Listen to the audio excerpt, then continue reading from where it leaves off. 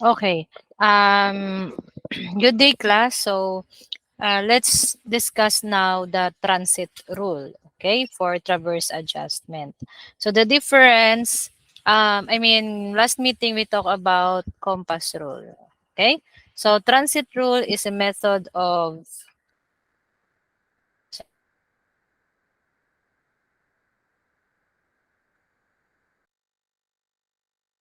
sorry, where the latitude and departures, the correction of the latitude and departure depending on the length of the latitude and departure.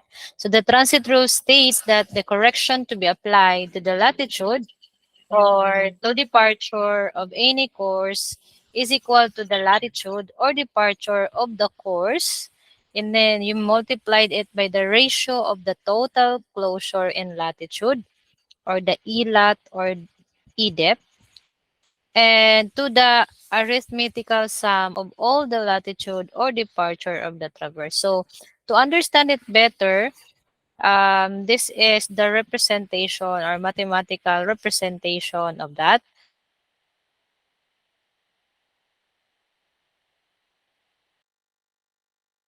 So the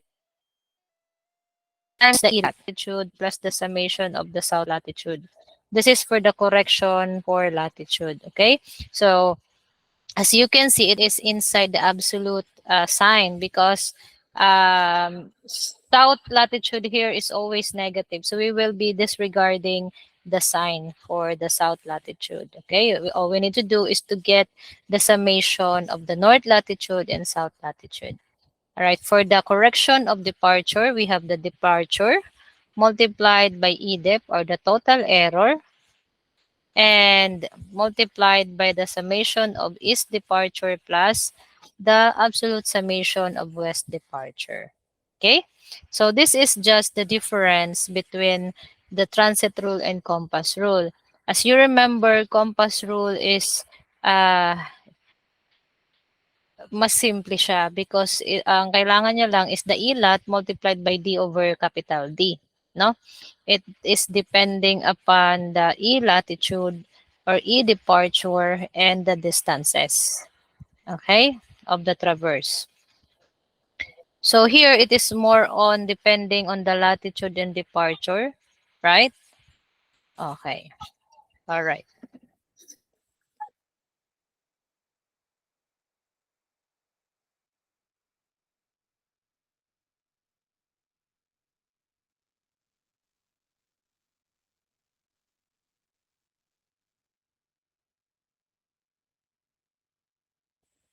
So let us now answer this illustrative problem number 5. Given in the tabulation below are the observed data for closed traverse obtained from a transit tape survey. So we need to determine the following quantities. So here, as you can see, we all this distance, as you remember, this is the same as the given when in illustrative problem number 4, wherein we use a compass rule. Okay, but here instead the given is bearing, the given here is the azimuth from the north. Okay, all right, so these are azimuth from the north. All right, so what if the given is azimuth, not a bearing? So ito lang naman yung isa sa gustong ma-emphasize dito. Now, yeah, one of the this problem purpose is to emphasize if what if azimuth from the north ang given instead of bearing, and of course the transit rule, di ba? Okay, so for the first letter A, we need to compute for latitude and departure. So we always compute for this one, and I hope by now you already know how to compute this. No, using your calculator or using mano-mano or the formula. And we need to balance these quantities by employing transit rule. So kanina, we apply and getting the and balancing, we apply the compass rule. So ngayon, transit rule naman. Okay. So let's solve first for letter A. All right. So for letter A, we need to compute for the latitude and for the departure. So let me write here the latitude and departure. Okay. So latitude, to get latitude AB, as we all know, that is length AB. Since that is latitude, that is cosine, alpha, or the angle. No? It's, since this is azimuth, all we need to do, if the given are azimuth from the north, all we need to do is to just substitute it to this angle. Okay? Maybe this is one of the reason why they are not using beta, because if beta, that is bearing. What if the given are azimuth? So at least it's just alpha, meaning that's just an angle. Okay. All right. So again, if the given is azimuth from the north, all we need to do is to direct substitute the angles here. And for the direction, if you want to get the direction, so whatever is the calculator will give you, whatever sign is the calculator will give you, that's the direction. If again you are using azimuth from the north. Okay. So later you will see it. So therefore, this is LAB is 495.85 meters. Cosine, the angle, 05 degrees, 30 minutes. So therefore, we have 495.85 cosine 05 degrees, 30 minutes. And it will give you 493.567. So 493.567 meters. So since positive yung binigay, positive na yan. Okay? For the latitude, I mean departure,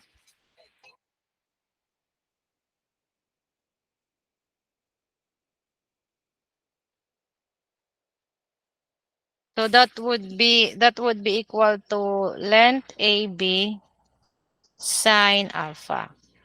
So 495.85 sine 05 degrees 30 minutes. Okay? All right. So that would be, papalitan lang natin to ng sine. Okay, that's 47.525. Okay, so this is equal to 47.525 meters. Positive, since positive yung binigay sa atin na ng calculator. Okay? All right. So the rest, we will be using calculator na lang. Okay? All right.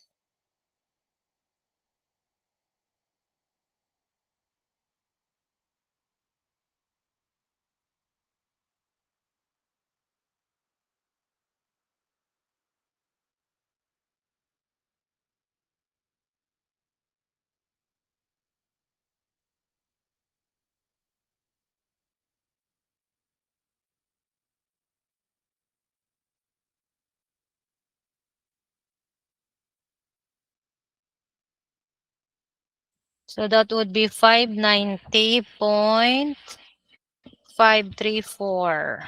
Okay.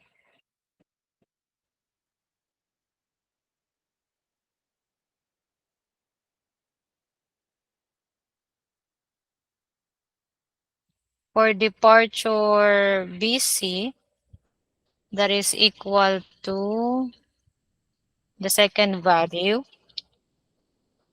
What is the second value? That's 612 positive again. 612.228. Positive 612.228 meters. For latitude CD, Let's use again the calculator for that.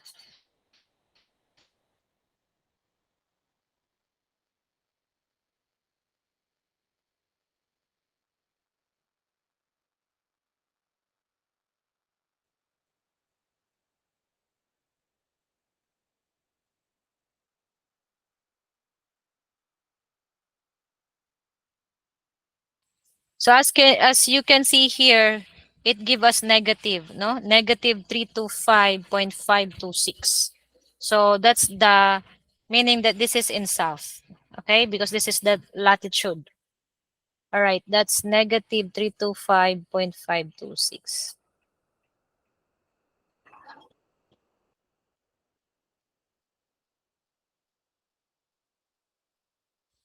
Well, the value of the departure positive 791.092.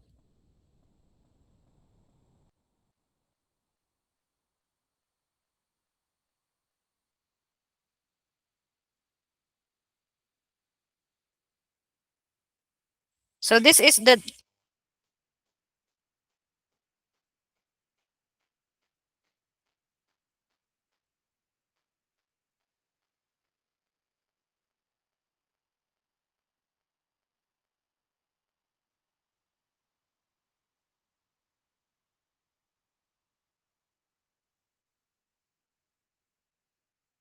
so this is the difference between the azimuth and bearing. And azimuth, it will automatically tell you what is the sign of the latitude and departure. So as you can see,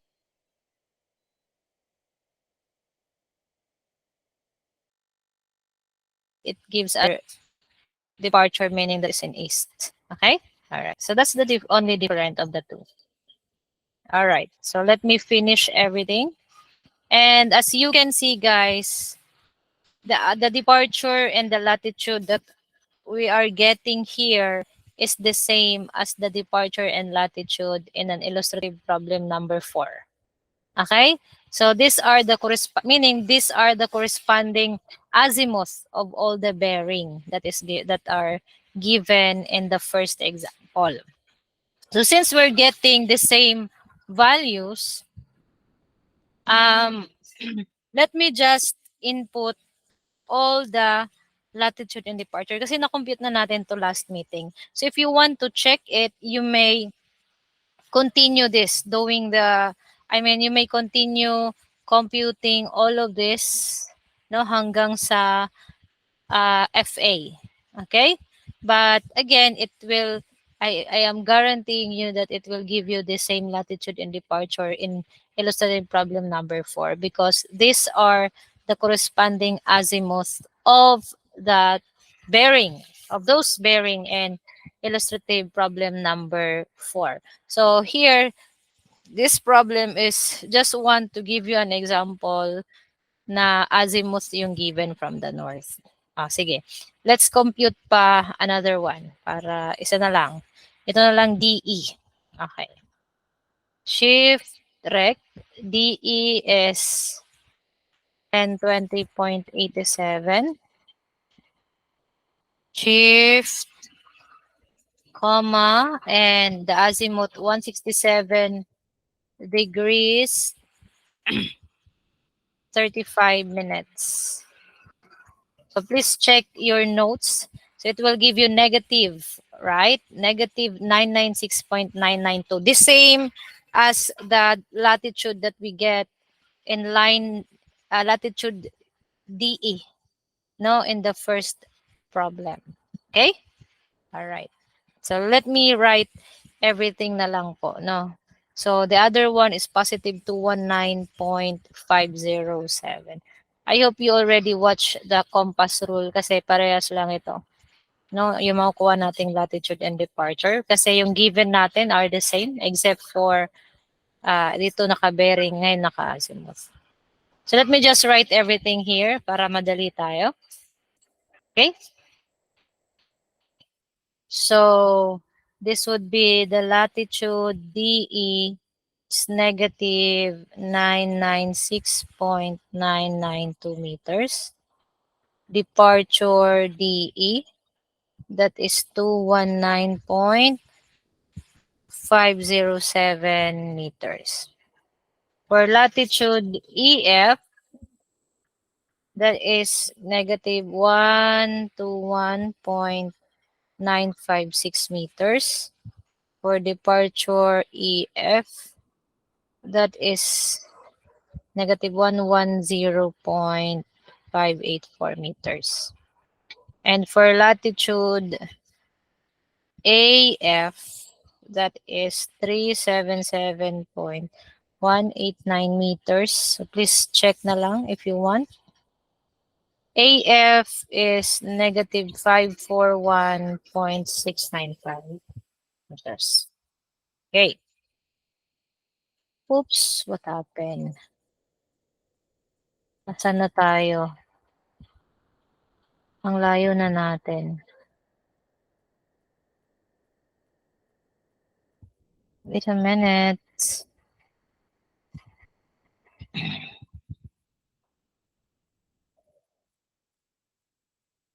Okay, so that's for negative 541.697. So these are the latitude and departure. Now, we are asked to adjust this or balance this. Okay? So actually, I already copied uh, the table, no, and the illustrative problem number 4. Kasi the same lang. No, ang magkakaiba lang, this is not the bearing. This is now azimuth. Hindi ko na palitan. This will become azimuth, no? From the north. Okay. All right. So these are the given. Again, hindi na to nabago. That's 5,013.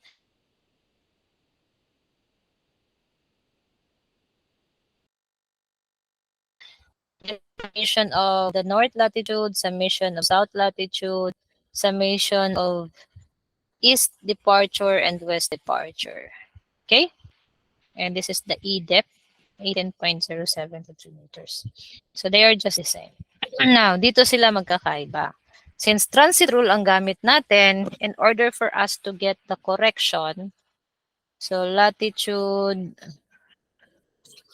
correction, instead of using the formula for compass rule, of course, we will use the formula for transit rule, and that is equal to get the correction in latitude, that is latitude times the E lat divided by the absolute summation of the north latitude plus the absolute summation of south latitude. Okay. Yan na yung difference nila. Okay. So therefore, for the CL of AB, what is the latitude of AB? So latitude of AB is 493.567. Okay. Substitute lang po. 493.567 multiplied by ELAT, and we all know that ELAT is 16.816 divided by the summation of NL. So the summation of NL is 1461.290 meters.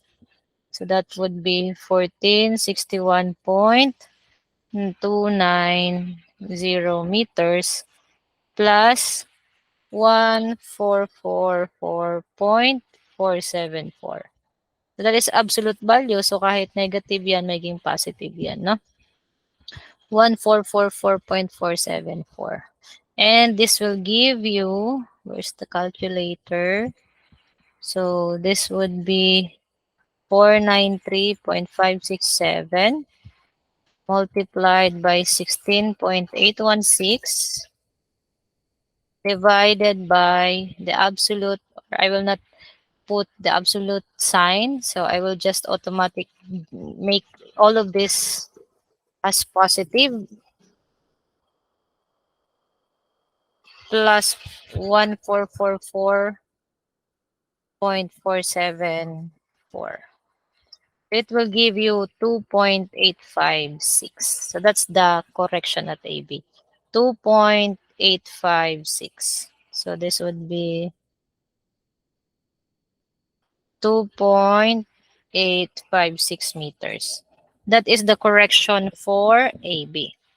The correction for BC is again, that is the latitude at BC.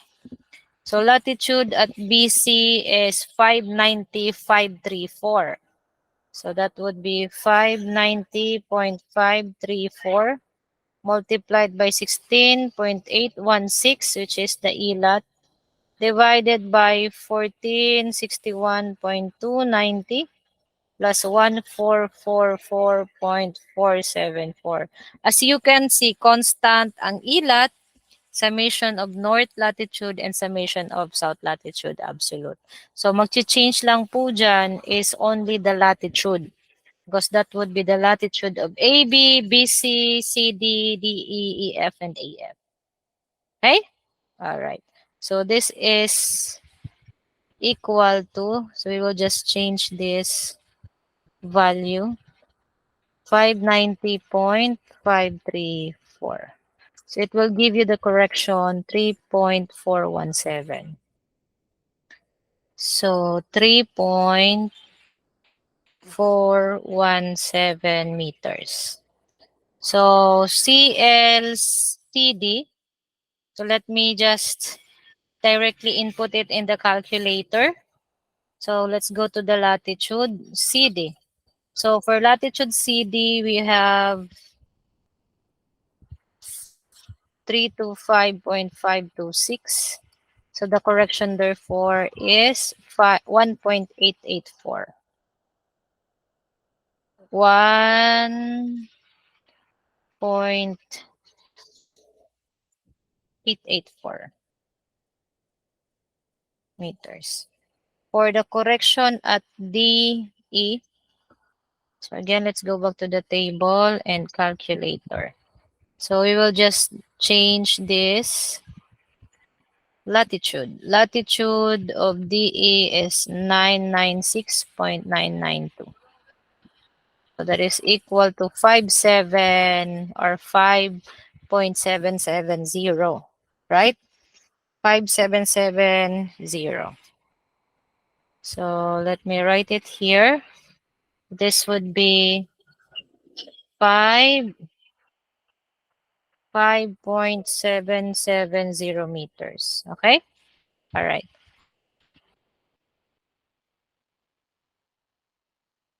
So I will just continue solving this.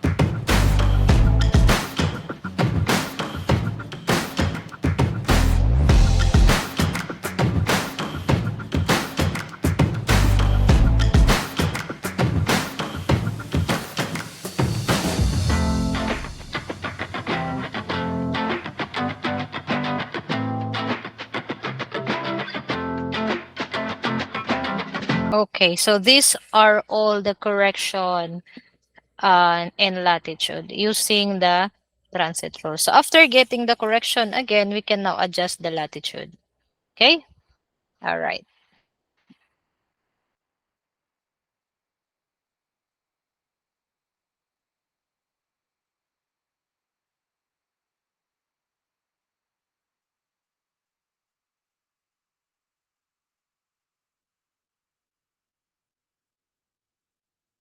So to get the adjusted latitude, all we need to do is to, of course, again, as we can see here in the table, the bigger is north and and the smaller is south. So therefore, we need to minus sa north, tataasan natin yung south in order for this to be balanced. Okay? So again, babawasan natin yung north, tataasan natin yung south. Just the same concept with the compass rule. Okay, so therefore, I will deduct the correction in the north and I will add the correction in the south. Okay? All right.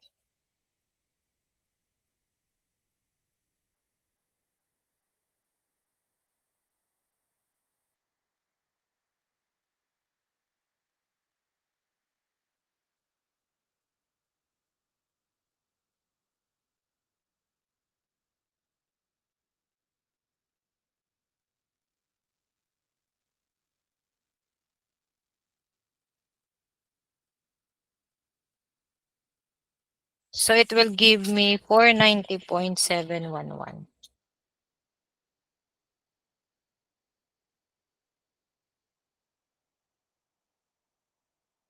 This is now the adjusted latitude. So I will be doing all of this.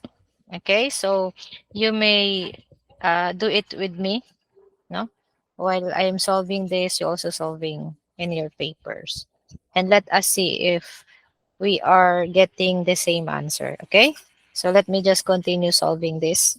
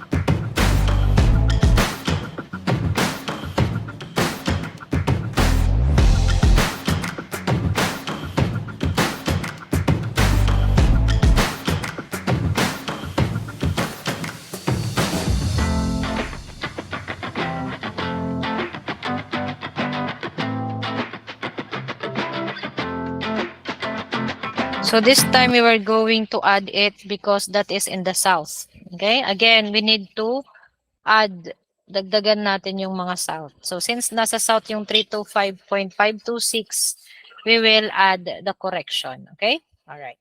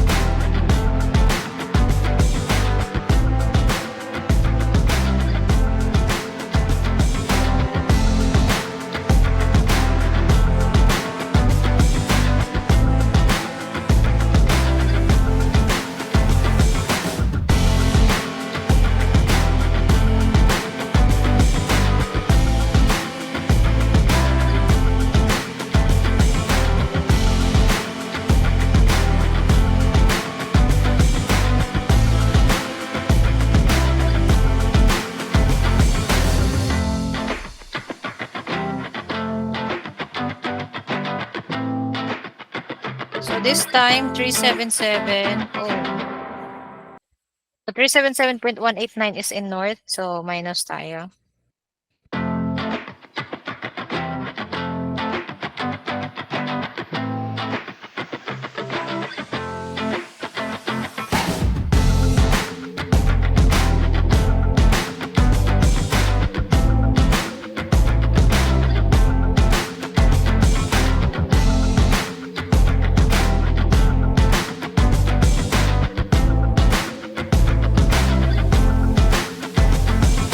So again, do not forget to write the direction. So here, this is north positive, 325. I think that's in south CD.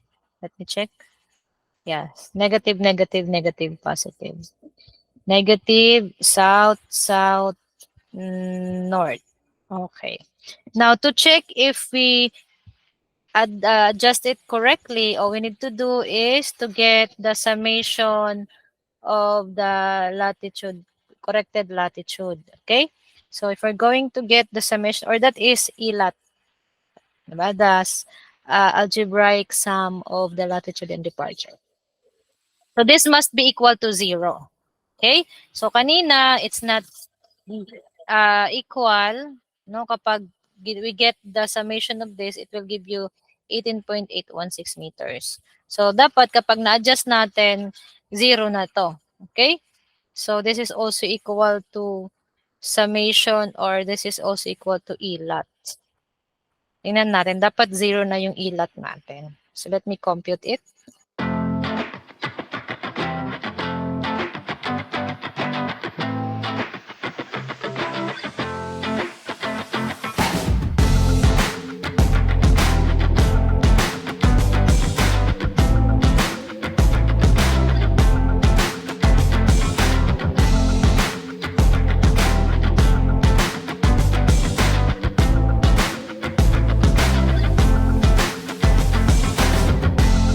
Alright, as you can see, that is equal to 0, meaning there's no error. Na-adjust na natin, meaning it is already close. No? Okay. And meaning, correct yung adjustment natin.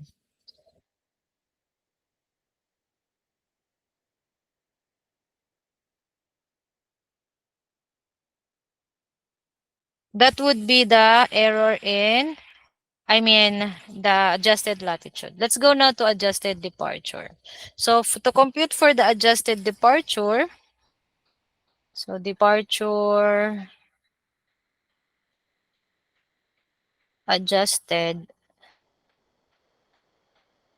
the formula for that is equal to CD, the correction. Ay, no, this is not adjusted. Correction pala ito. I'm sorry. Correction.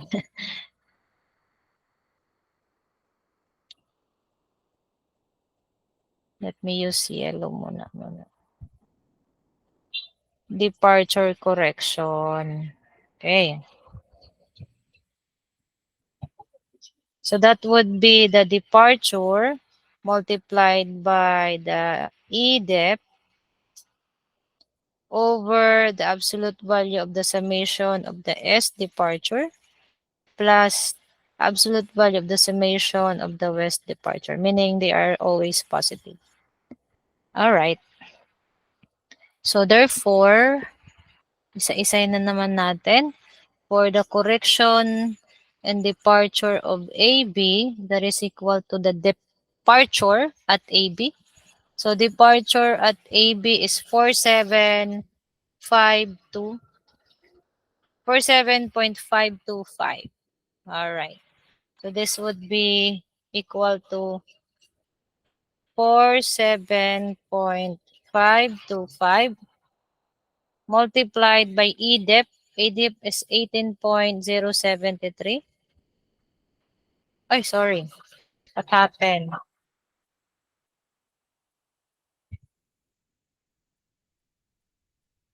And that is divided by summation of is departure. Ilan yon? That's 1670.352.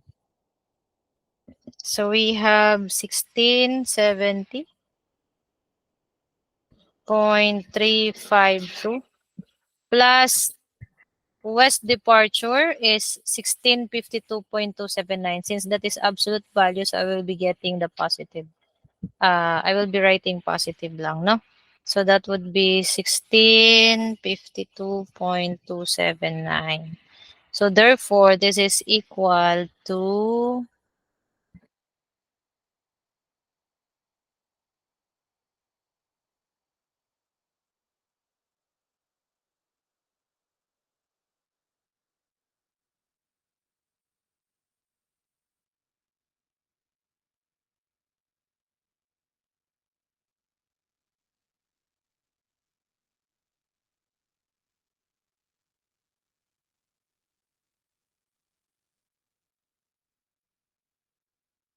so the first correction or the correction in AB is 0.258.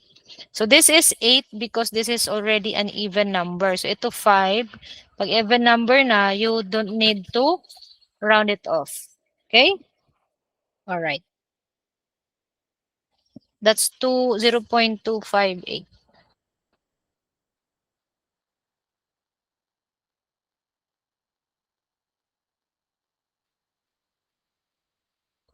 So I will be computing all of this by using this formula. So you may do this with me po. Okay?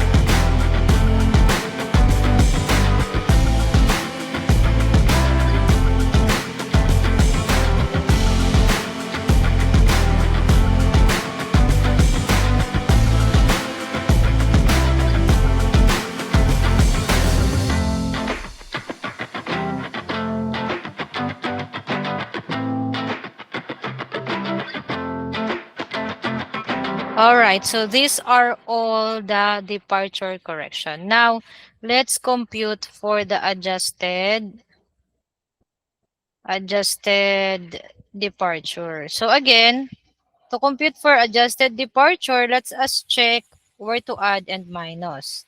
So, 1670 versus 1652, obviously, mas mataas yung 1670. So, therefore, minus to the east plus to the west to balance the departure. Okay? All right.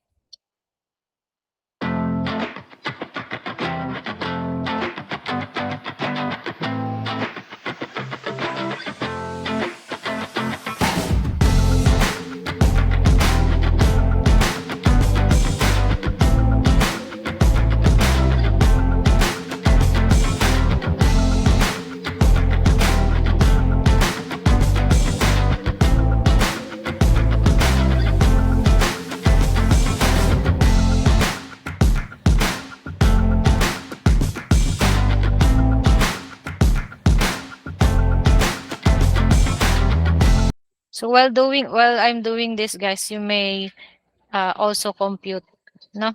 Sabay tayo.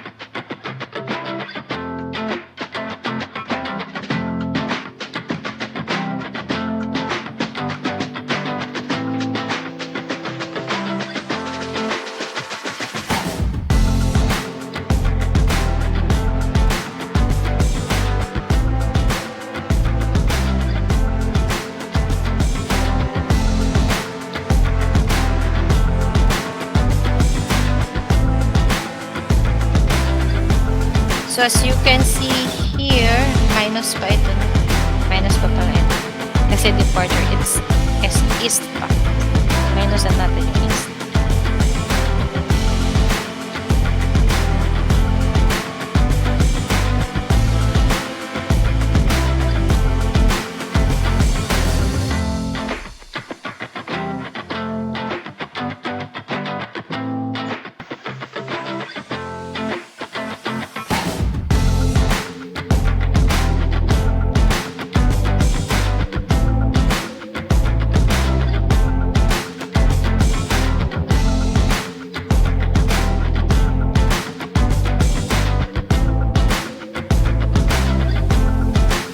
So as you can see, 1110.584 is in the west. So therefore, we will add the correction. Okay?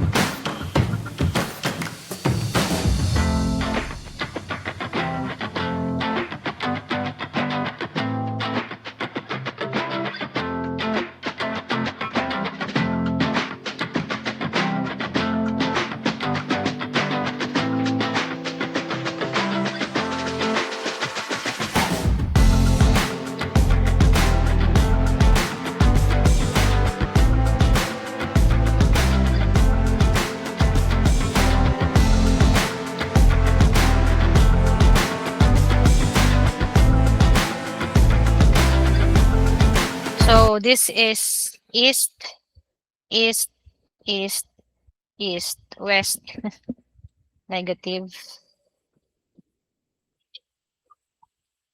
It's negative, negative. Okay? All right.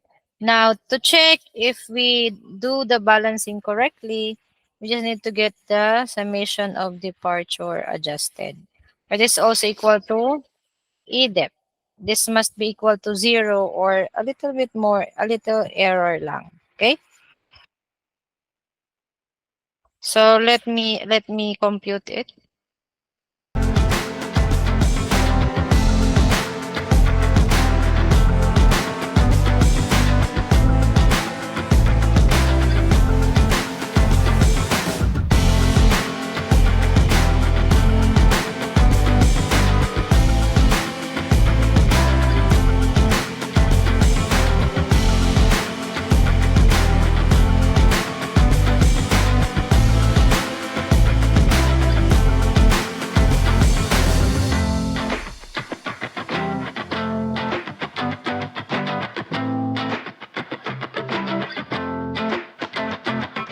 So as you can see, meron siyang konting ano no, but it is acceptable error. This is only almost 0. Okay?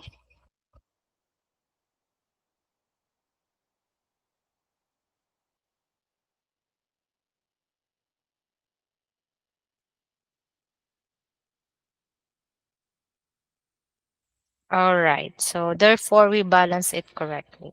So we are done with letter A, the adjusted departure and adjusted uh latitude using transit rule. Next is we will adjust the length and adjust azimuth. Okay. So for this, the same with the compass rule. So letter B, we have the adjusted length. And as we all know, for the formula for that is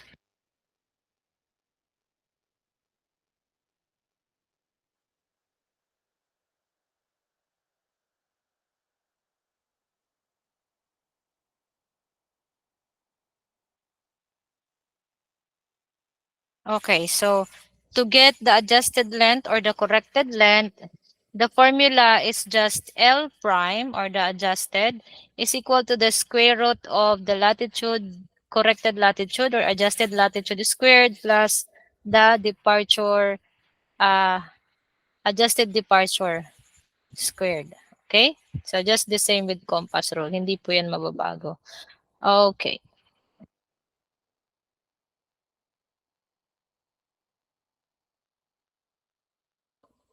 So let me compute for the first one and then mamaya sabay tayo ulit ko mag-compute.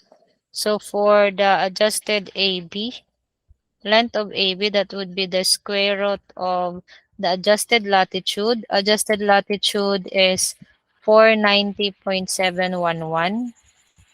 So 490.711 plus departure 47.267. 47.267. So, make sure na ang ginagamit nyo dito is the adjusted already na latitude and departure. Baka malito kayo. That's why it's very, very important to tabulate it. Okay? So, make sure that you are using the adjusted latitude and adjusted departure for this. Okay? All right. So, therefore, this is equal to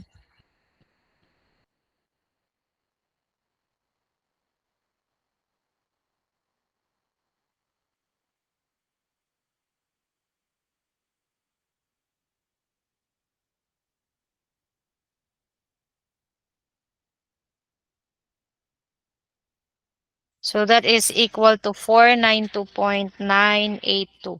So this is now the adjusted length for AB. Okay, so let me compute everything.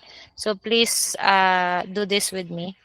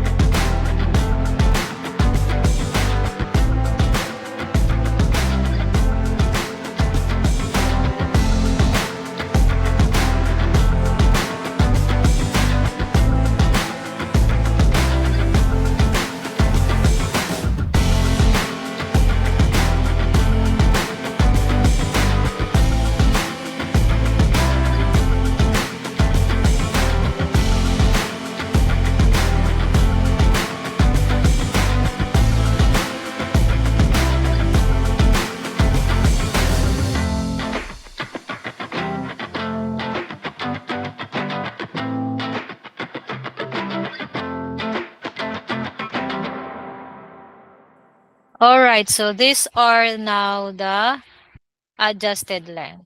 Okay? So length A, B, B, C, C, D, D, E, E, F, and FA. Now for adjusted azimuth,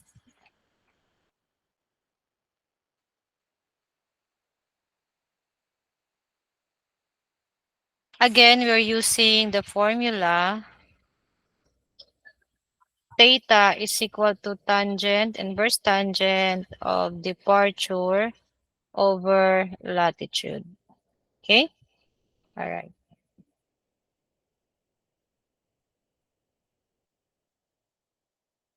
So to compute for theta AB, we have tangent, inverse tangent of departure. This is corrected, no?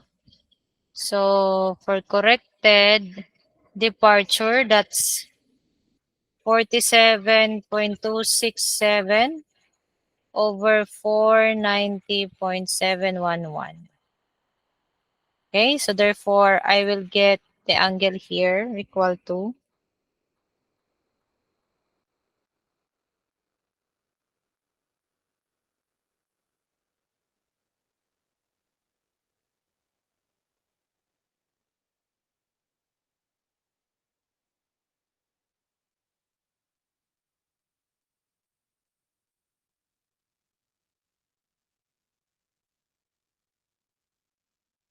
so this is 5 degree 30 minutes 7.04 second.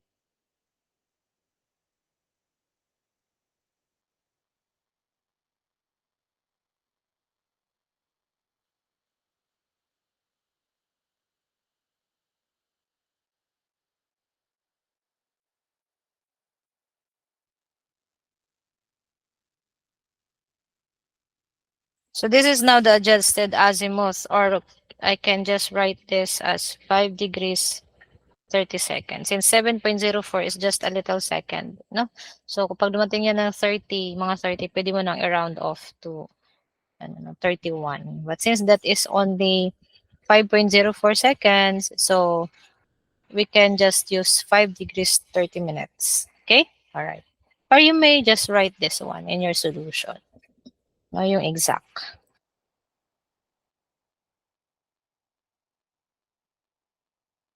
So for theta BC, that's again tangent. This is the formula. So let me compute everything and write everything here. So sabayan niyo po ako.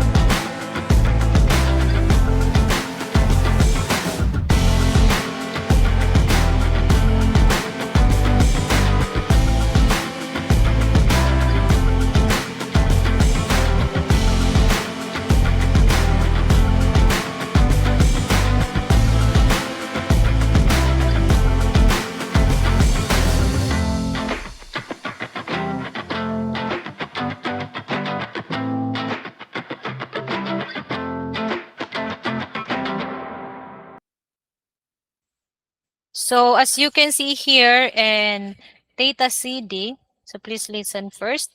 We have 786.789 positive departure for the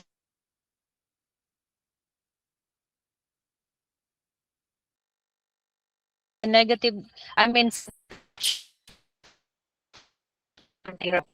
this will be positive departure is east, negative latitude is.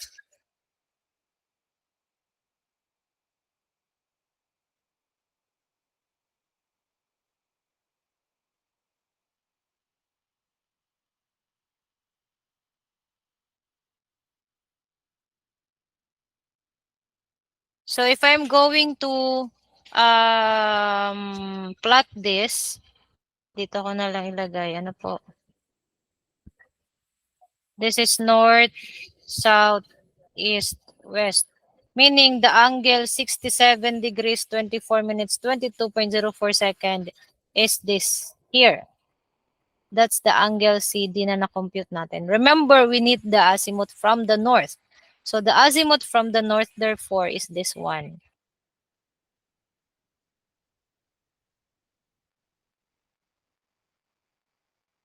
Okay, so that's the azimuth that we are looking for. So therefore, for the azimuth and theta CD, so you need to check it, guys.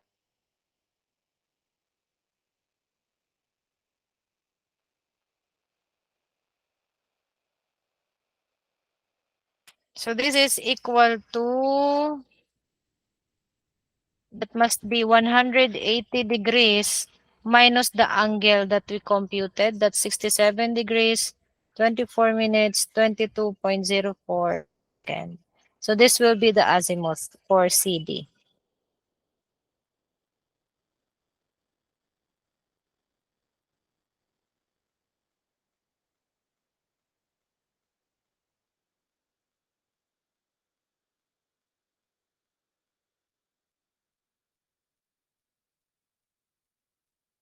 So therefore, we have 112 degrees, 35 minutes, 37.96. Okay? All right. Let me write it here.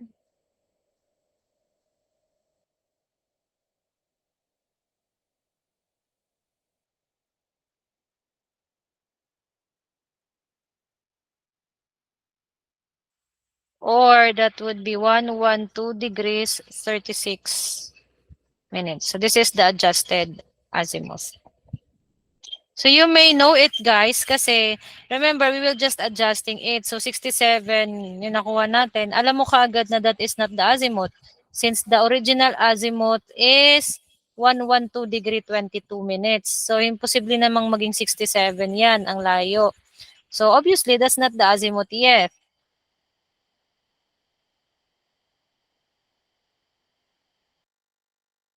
Okay?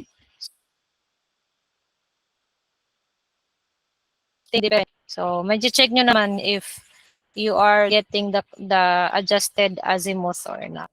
Okay? Or other angle. Okay. For CD, I for angle DE,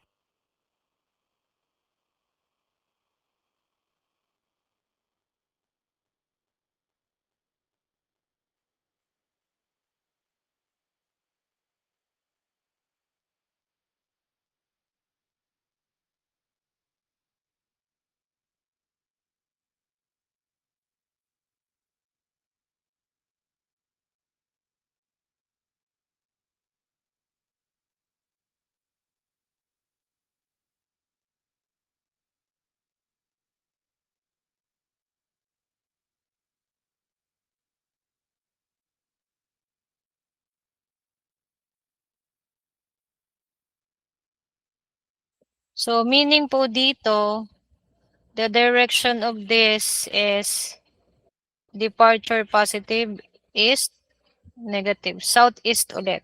No? So this is equal to,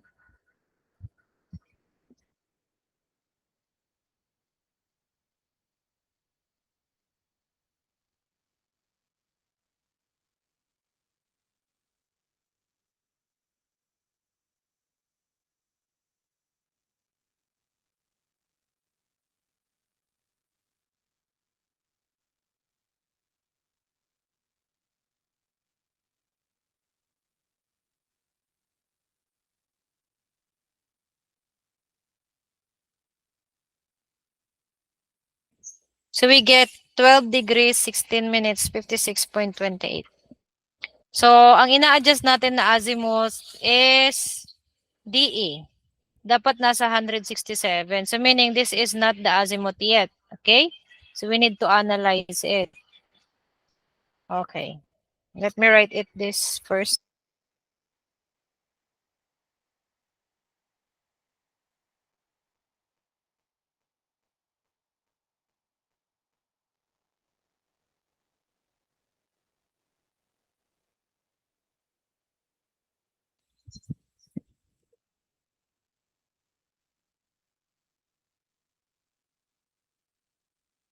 So, if I'm going to plot this again, north, east, south, west, since nasa southeast siya, ito na naman yung angle. So, again, the azimuth na target natin will be from the north. Okay?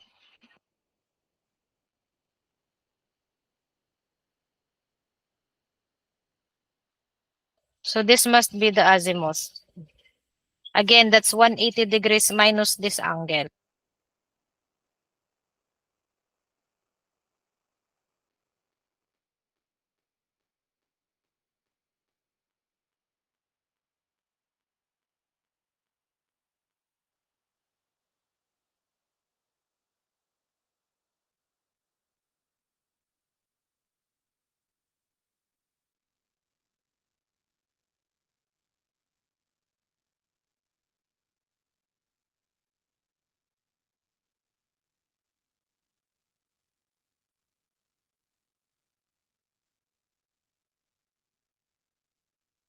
It will give us 167 degrees, 43 minutes, 3.72 seconds.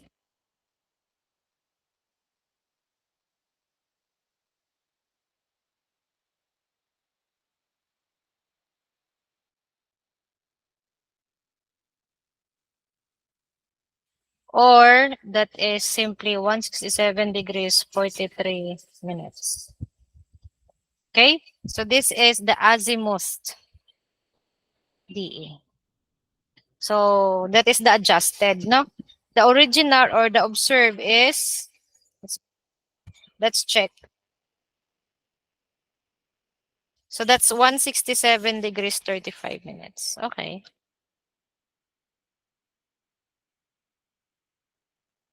So let me write here the continuation.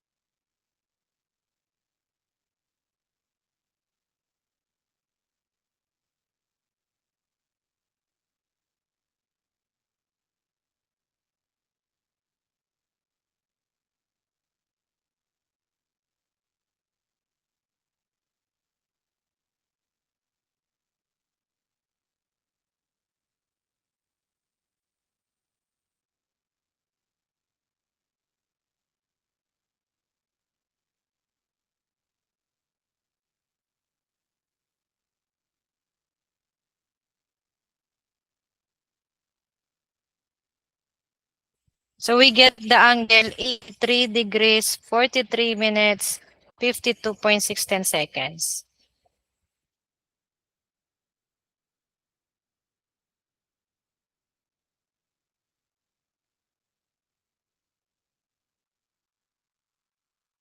Now the question is this the azimuth already? So let us check. Okay, it's either you go back to the original azimuth or you check the sign. So this is departure negative, meaning this is west. Departure latitude negative, meaning this is south. So if I'm going to draw this is north, east, south, west. So the angle that I will be getting is this one. There, that is not azimuth, right? The azimuth again is from north to that line. Okay, so therefore, to get the azimuth, therefore, so for theta EF azimuth, that is equal to what?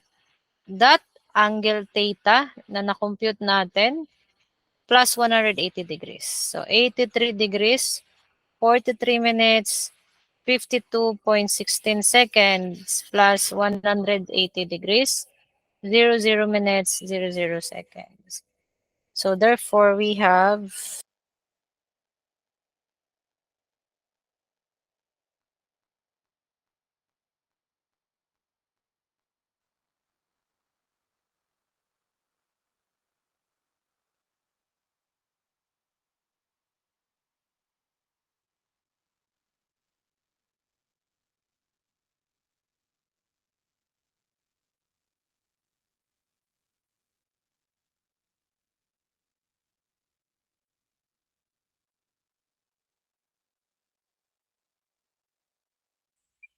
or this is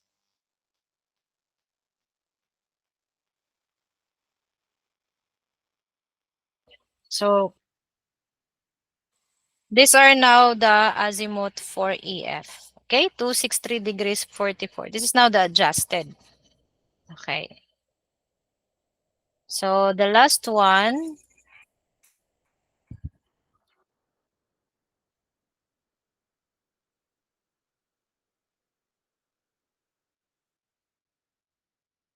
for the departure, we have negative 544.641 over positive 375.006. I will get the angle that is equal to 55 degrees, 27 minutes, 4.01 seconds. I'm going to check the um, direction. So negative is west, positive is north. If I'm going to draw this north and west, I'm getting the angle of this one. So this is the 55 degrees, 27 minutes, 4.01 seconds. Again, azimuth ang kailangan natin. And that is from here to that line. So therefore, that would be 360 degrees minus this angle to get the azimuth.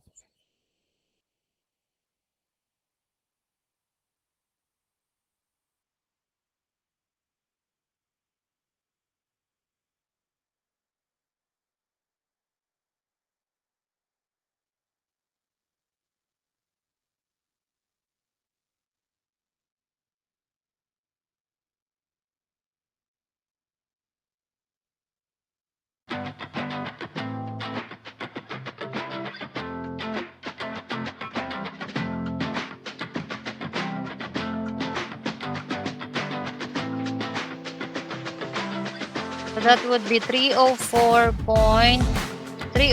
degrees 32, or let me 304 degrees 32 minutes 55.99 seconds.